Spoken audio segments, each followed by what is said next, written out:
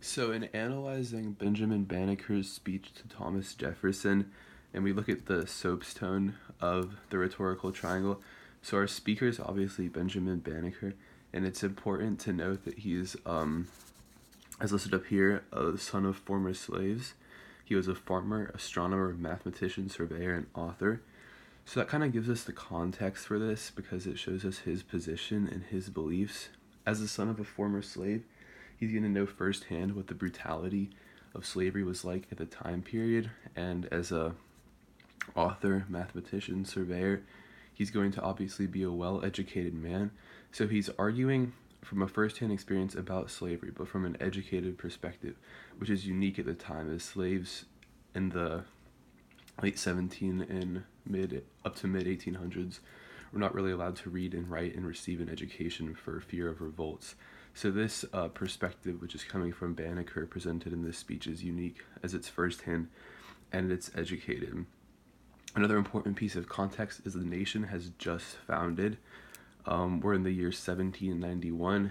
The Declaration was drafted in 1776 and the Constitution in 1787.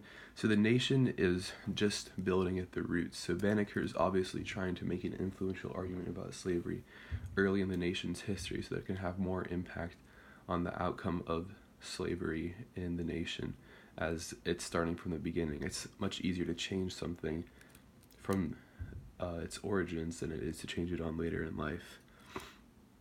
The audience is obviously Thomas Jefferson, who is the drafter or the framer of the Declaration of Independence.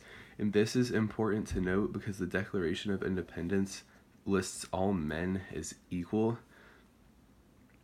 And so Banneker's kind of talking about how hypocritical it is that Jefferson's still allowing slavery to go on even after he said in the Declaration of Independence that slavery should be outlawed because it's not moral. And Banneker's kind of like, you gotta make up your mind. You know, you wrote this Declaration of Independence. I'm targeting you because I know you agree with me, but you've just gotta actually do something about it. And the purpose is obviously to argue against slavery or to argue / persuade. And the subject is slavery and why it's bad and why it's morally corrupt. So in the first paragraph, whenever we get to breaking down this argument of why slavery is bad,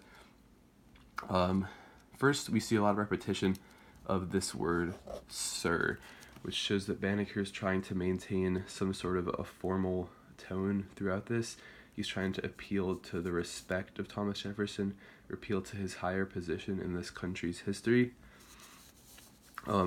He calls on appeals to tradition and Thomas Jefferson's poor memories of tyranny.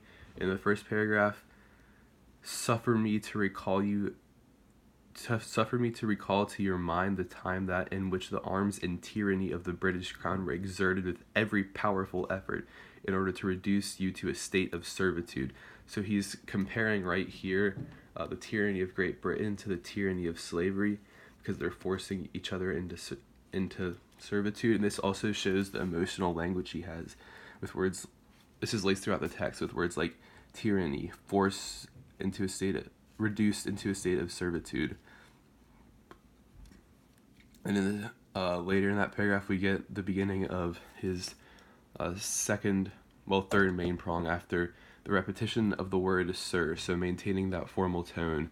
Then we have the introduction of appeals to the past and comparing slavery to the tyranny of Great Britain. And then later on, we get to the religious appeals where he says the peculiar blessings of heaven. And more religious appeals like this are laced throughout the whole text. Then right here, he appeals to guilt for slavery and previous actions. When he talks about writing the Declaration of Independence, he's trying to make him feel guilty for not actually following through with that. Father of mankind, another religious appeal.